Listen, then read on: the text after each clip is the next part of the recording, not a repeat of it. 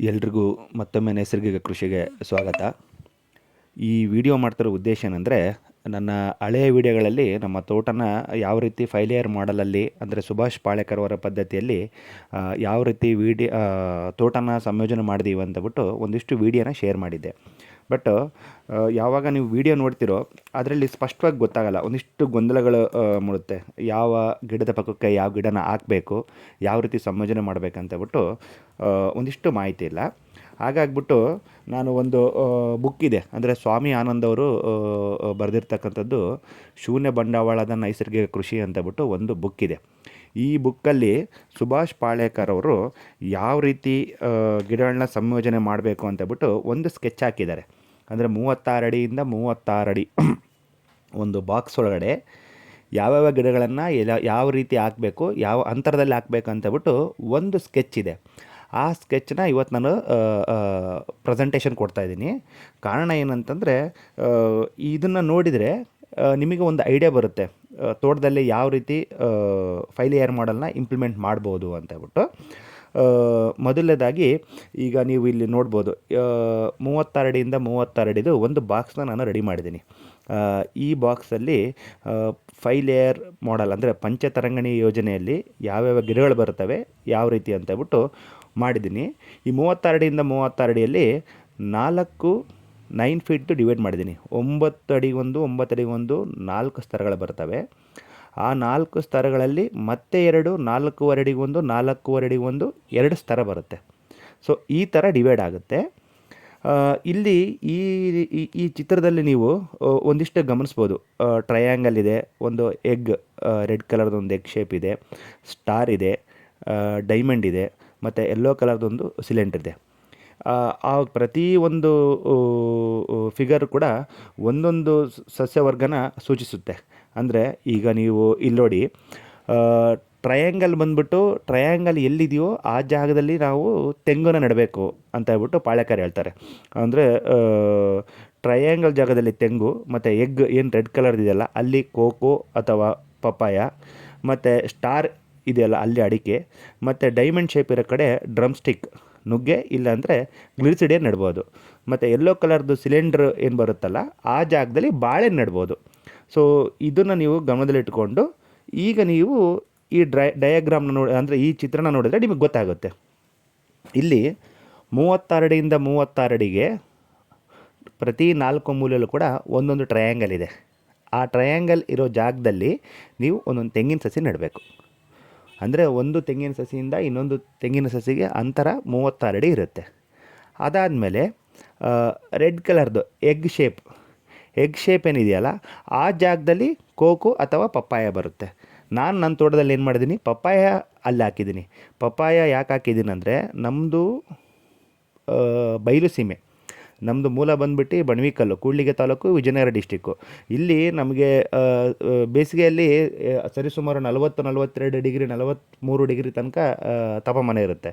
So initial ಸ್ಟೇಜಲ್ಲಿ ನಾವು cocoa ಹಾಕಿದರೆ ಕೋಕೋ ಬೆಳೆ ಬರಲ್ಲ, ಪಪ್ಪಾಯಿ ಸಸ್ಟೇನ್ ಆಗುತ್ತೆ. ಬಟ್ ಕೋಕೋಗೆ ಅಷ್ಟೊಂದು ತಾಪಮಾನ ಬೇಕಾಗಿಲ್ಲ.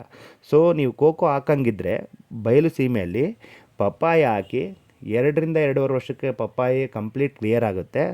ಅದಾದ ನಂತರ ಕೋಕೋ ಹಾಕಿ. ಆಗೇನಾಗುತ್ತೆ, 2ರಿಂದ 3 ವರ್ಷದಲ್ಲಿ ತೋಟ ವೃದ್ಧಿಯಾಗಿರುತ್ತೆ. ಅಂದರೆ ಅಡಿಕೆ ಮೇಲ್ಗಡೆ ಹೋಗಿರುತ್ತೆ, ಮತ್ತು ಮಿಕ್ಕಿರ್ತಕ್ಕಂಥ ಎಲ್ಲ ಬೆಳೆಗಳು ಮೇಲ್ಗಡೆ ಹೋಗಿರುತ್ತೆ. ಆಗ ಕೋಕೋ ಹಾಕೋದು ಸೂಕ್ತ. ಅದಾಯಿತು. ನಂತರ ಸ್ಟಾರ್ ಕಾಣ್ತಾ ಇದೆಯಲ್ಲ, ಆ ಸ್ಟಾರ್ ಇರೋ ಜಾಗದಲ್ಲೆಲ್ಲ ಅಡಿಕೆನ ಹಾಕಿದ್ದೀವಿ ನಾವು. ನಾನು ಈ 36 ಅಡಿ ಒಳಗಡೆ ಯಾವ್ಯಾವ ಗಿಡ ಎಷ್ಟೆಷ್ಟು ಬೀಳುತ್ತೆ ಅಂತಬಿಟ್ಟು ನಾನು ಹೇಳ್ತೀನಿ. ಬಟ್ ಒಂದಿಷ್ಟು ಈಗ ಗಮನ ಏನು ಇಟ್ಕೋಬೇಕಂದ್ರೆ, ಎಲ್ಲೆಲ್ಲಿ ಯಾವ್ದು ಬೀಳುತ್ತೆ ಅಂತಬಿಟ್ಟು ಒಂದಿಷ್ಟು ಗಮನ ಹರಿಸ್ಬೇಕು ಅಷ್ಟೇ. ಸ್ಟಾರ್ ಇರೋ ಜಾಗದಲ್ಲಿ ನಾವು ಅಡಿಕೆಯನ್ನು ಹಾಕಿದ್ದೀವಿ. ಮತ್ತು ಡೈಮಂಡ್ ಶೇಪ್ ಏನಿದೆಯಲ್ಲ, ಈ ಡೈಮಂಡ್ ಶೇಪಲ್ಲಿ ಡ್ರಮ್ ಸ್ಟಿಕ್ ಹಾಕಿದ್ದೀವಿ ನಾವು. ಡ್ರಮ್ ಸ್ಟಿಕ್ ಅಂದರೆ ನುಗ್ಗೆ ಗಿಡನ ಹಾಕಿದ್ದೀವಿ. ನುಗ್ಗೆ ಅಥವಾ ಗ್ಲಿಸಿಡಿಯನ್ನು ಹಾಕ್ಬೋದು ಅಲ್ಲಿ. ಆಮೇಲೆ ಯೆಲ್ಲೋ ಕಲರ್ದು ಸಿಲಿಂಡರ್ ಏನಿದೆಯಲ್ಲ ಅಲ್ಲಿ ಬಾಳೆ ಬರುತ್ತೆ. ಸೊ ಇದಿಷ್ಟು ಗಿಡಗಳನ್ನ ನಾವು 36 ಅಡಿ ಬಾಕ್ಸಲ್ಲಿ ಹಾಕಿದ್ದೀವಿ. ಒಂದು ತೆಂಗಿನ ಸಸಿ, ಕೋಕೋ ಇಲ್ಲ ಪಪ್ಪಾಯ, ಮತ್ತು ಅಡಿಕೆ, ನುಗ್ಗೆ, ಬಾಳೆ. ಇದಿಷ್ಟನ್ನು 36 ಹಾಕಿದರೆ ಎಷ್ಟು ಸಸಿ ಕೂರುತ್ತಂದರೆ 4 ತೆಂಗಿನ ಸಸಿ ಕೂರುತ್ತೆ, 23 ಕೋಕೋ ಇಲ್ಲ ಪಪಾಯ ಕೂರುತ್ತೆ ಹಾಕ್ಬೋದು. ಅಡಿಕೆನ 18 ಸಸಿ ಹಾಕ್ಬೋದು. ಮತ್ತು ನುಗ್ಗೆಲ್ಲ ಗ್ಲಿಸಿಡಿಯನ ಆ ಜಾಗ ಏನಿದೆಯಲ್ಲ ಆ ಡೈಮಂಡ್ ಶೇಪ್ ಅಲ್ಲಿ ನಾವು ಹಾಕಿದರೆ 20 ಗಿಡನ ಹಾಕ್ಬೋದು. ಬಾಳೆ 16 ಸಸಿ ಹಾಕ್ಬೋದು. ಒಟ್ಟು 36 ಒಂದು ಬಾಕ್ಸ್ ಒಳಗಡೆ 36 ಅಡಿ ಒಂದು ಬಾಕ್ಸ್ ಒಳಗಡೆ ಟೋಟಲ್ 81 ಸಸಿ ಹಾಕ್ಬೋದು. ಈ ಥರ ನಾವು ಒಂದು ಹೊಲದಲ್ಲಿ ಬಾಕ್ಸ್ ಮಾಡಿಕೊಂಡು ಗಿಡ ಸಂಯೋಜನೆ ಮಾಡ್ಕೊತ ಹೋದರೆ 1 ಎಕರೆ ಒಳಗಡೆ ಸರಿಸುಮಾರು 2100 ಸಸಿಗಳನ್ನ ಹಾಕ್ಬೋದು ನಾವು. ಎಲ್ಲ ಥರದ ಗಿಡಗಳು ಸೇರಿ ಒಟ್ಟಾಗಿ 2100 ಸಸಿನ ಹಾಕ್ದಂಗೆ ಆಗುತ್ತೆ. ನ್ಯಾಚುರಲ್ ಫಾರ್ಮಿಂಗ್ನಲ್ಲಿ ಏನಕ್ಕೆ ಈ ಥರ ಗಿಡ ಸಂಯೋಜನೆ ಮಾಡಬೇಕಂತಂದರೆ, ನೀವು ಹೊರಗಡೆಯಿಂದ ಏನೂ ತಂದು ಕೊಡಲ್ಲ ಇಲ್ಲಿ. ಅಂದರೆ ಯಾವುದೇ ರೀತಿಯಾಗಿರ್ತಕ್ಕಂಥ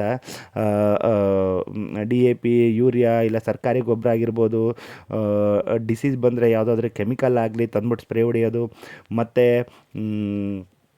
ಗ್ರೋತ್ ಪ್ರಮೋಟರ್ಸ್ ಆಗಲಿ ಮತ್ತು ಕಳೆನಾಶಕ ಆಗಲಿ ಇದು ಯಾವುದು ತಂದು ನಾವು ಕೊಡಲ್ಲ. ಹಾಗಾಗಿ ಈ ಥರ ಗಿಡಗಳನ್ನ ಸಂಯೋಜನೆ ಮಾಡಿದಾಗ ಒಂದು ಗಿಡ ಇನ್ನೊಂದು ಗಿಡದ ಮೇಲೆ ಅವಲಂಬಿತ ಆಗಿರುತ್ತೆ. ಅಂದರೆ ನೋಡಿ, ನೀವು ನುಗ್ಗೆಯಿಂದ ಯಥೇಚ್ಛಾಗಿ ನೈಟ್ರೋಜನ್ ಹೊರಡೆ ಬರುತ್ತೆ, ಪಪ್ಪಾಯಿಯಿಂದ ಯಥೇಚ್ಛಾಗಿ ಪೊಟ್ಯಾಷಿಯಮ್ ಹೊರಡೆ ಬರುತ್ತೆ, ಬಾಳೆಯಿಂದ ಯಥೇಚ್ಛಾಗಿ ಪೊಟ್ಯಾಷಿಯಮ್ ಹೊರಡೆ ಬರುತ್ತೆ.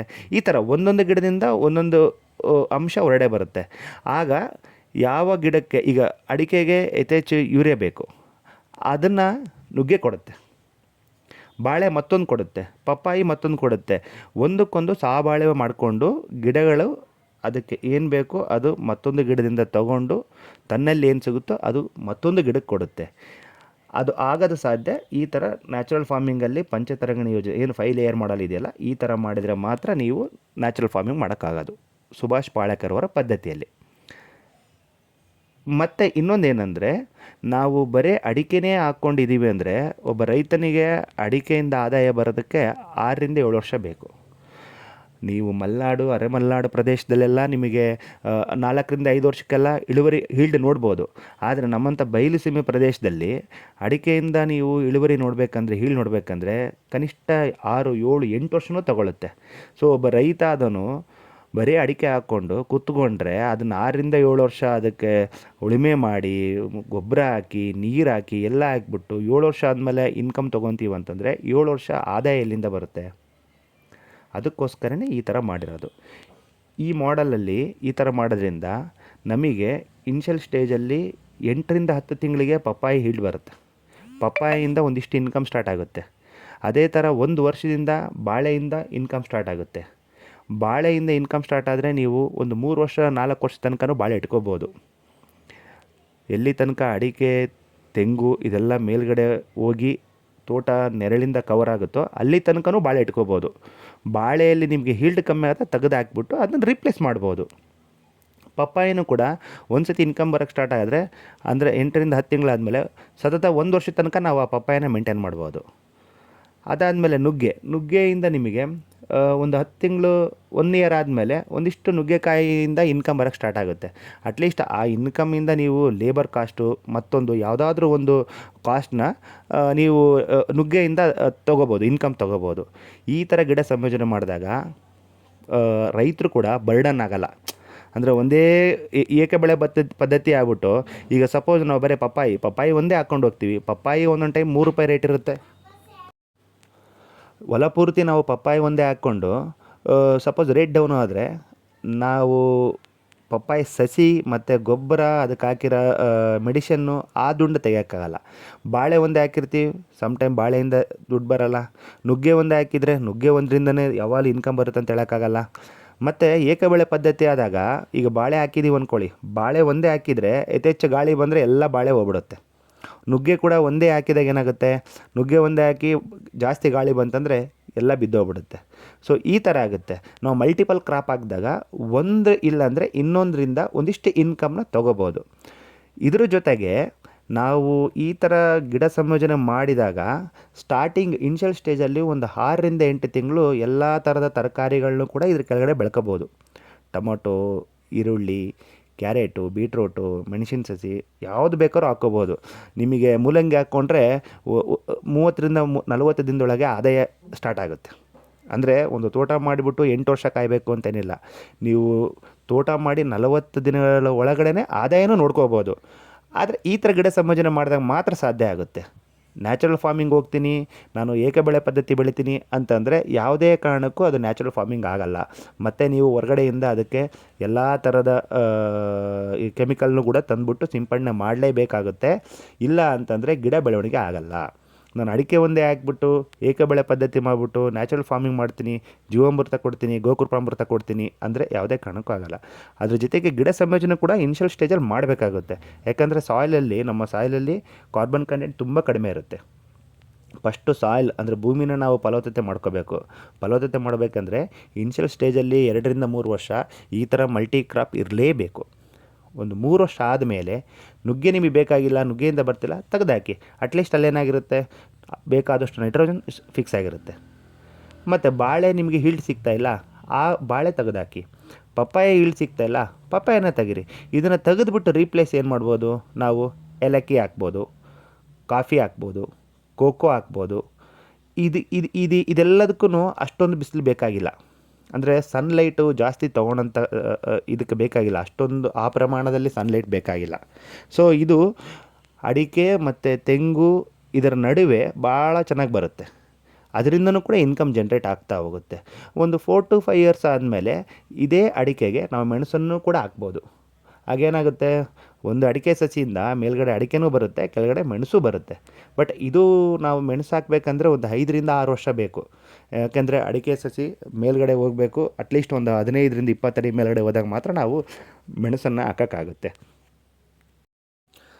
ಮತ್ತು ಈ ರೀತಿ ಗಿಡಗಳನ್ನ ಸಂಯೋಜನೆ ಮಾಡಿ ಇದಕ್ಕೆ ನಾವು ನಿರಂತರವಾಗಿ ಜೀವಾಮೃತ, ಗೋಕೃಪಾಮೃತ, ವೇಸ್ಟ್ ಡಿಕಂಪೋಸರ್ ಮತ್ತು ನಾವೇ ನ್ಯಾಚುರಲಾಗೆ ಒಂದಿಷ್ಟು ನ್ಯಾಚುರಲ್ ಗ್ರೋತ್ ಪ್ರಮೋಟರ್ಸ್ನ ನಾವೇ ಮಾಡ್ಕೋಬೋದು.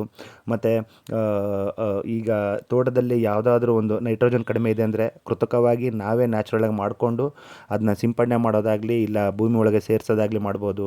ಪೊಟ್ಯಾಷಿಯಮ್ ಕಡಿಮೆ ಇದೆ ಅಂದರೆ ಪೊಟ್ಯಾಷಿಯಮ್ ಬರೋದಕ್ಕೆ ಏನು ಮಾಡ್ಬೋದು, ನ್ಯಾಚುರಲಾಗೆ ಅದಕ್ಕೂ ಒಂದಿಷ್ಟು ಉಪಾಯಗಳಿವೆ.